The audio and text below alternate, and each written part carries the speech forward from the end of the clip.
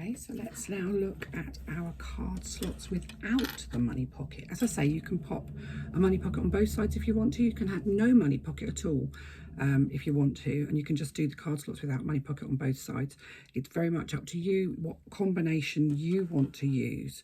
So let me just get my card slots in order, because I want these to be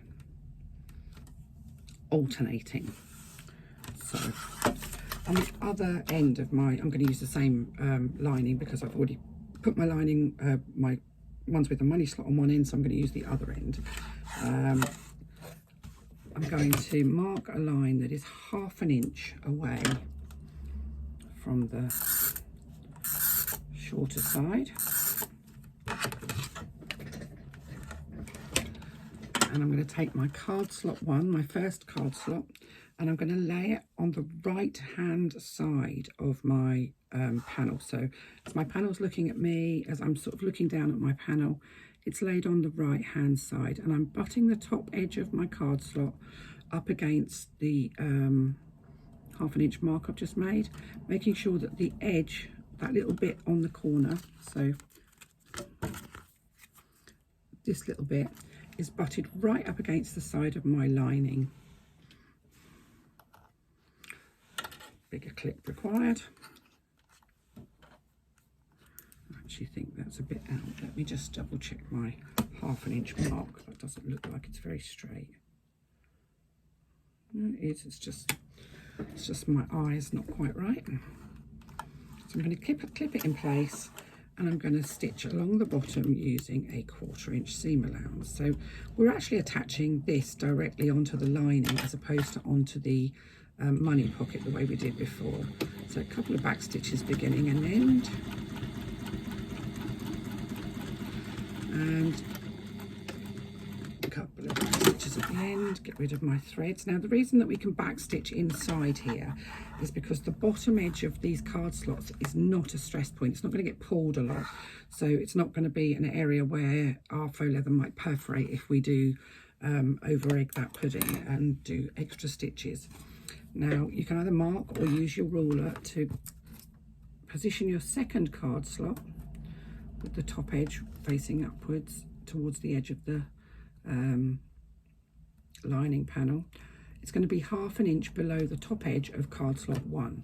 Now you should be able to find where that is, because those two little end bits will butt up together. Once you've got it in place, make sure that the edges are level. Take it over to your machine, and again 1/4 inch seam allowance along the bottom edge to secure it in place.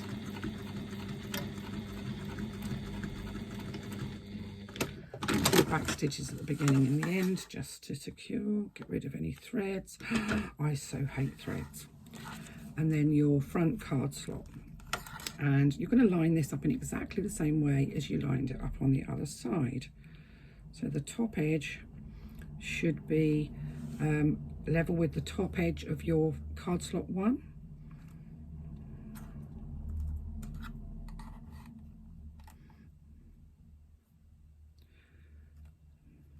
And I'm going to stitch along the bottom edge of that at 1/8 inch seam allowance, leaving long threads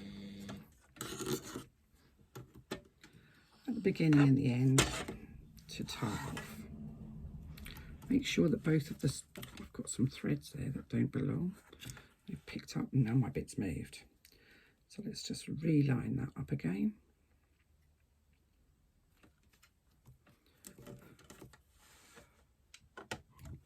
One 1/8 inch seam allowance along the bottom edge of that card slot, the front card slot.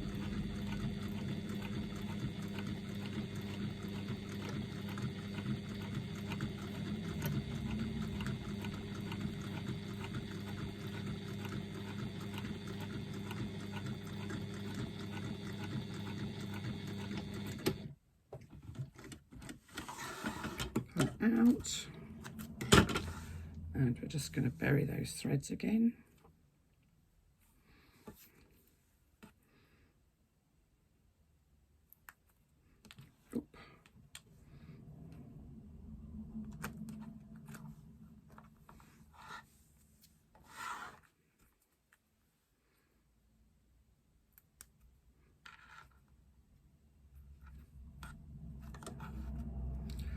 I'll tie those off in a second, because now I'm going to stitch that line that goes from the bottom edge up to 1/8 of an inch away from the top edge here, which will secure my card slots down.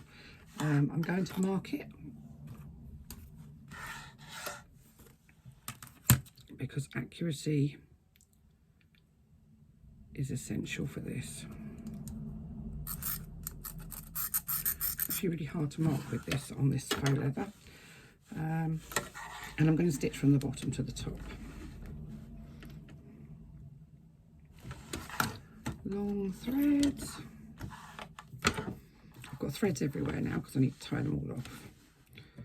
It's actually a lot easier to tie as you go.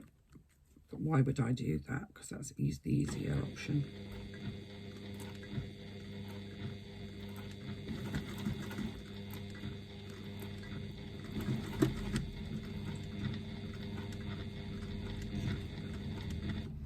I'm just going to use my awl to make sure that those two top edges stay exactly together. I don't want the Teflon foot to push them so that they're wonky and they don't meet. So holding them with an awl works for that.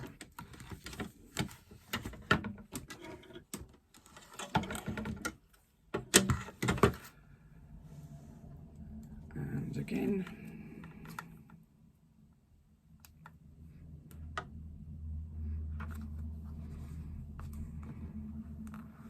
burying my threads.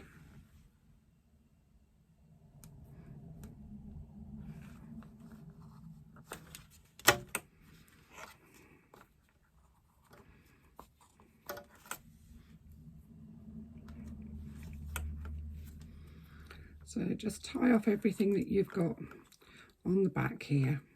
You won't see any of this in the finished article anyway, because this will be completely concealed, but you want all the thread ends to be tied off, otherwise it'll all come adrift when you're least expecting it, and we don't want that, do we?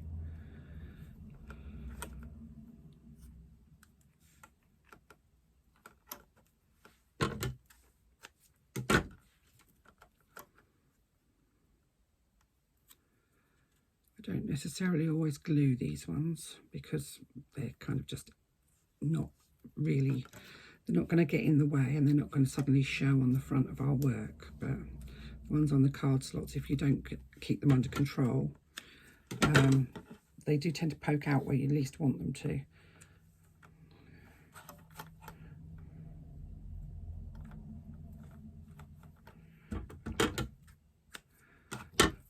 Just because I've got the glue here, I am actually going to glue those down. Get rid of those bits of thread that have stuck to my work. And there we have it. Our lining panel is complete. Now you can just pop a clip in the sides just to hold everything where you want it. It shouldn't move now, it's all secured. But you can see that that's all completed. And I will come back to you and we'll look at the internal panels.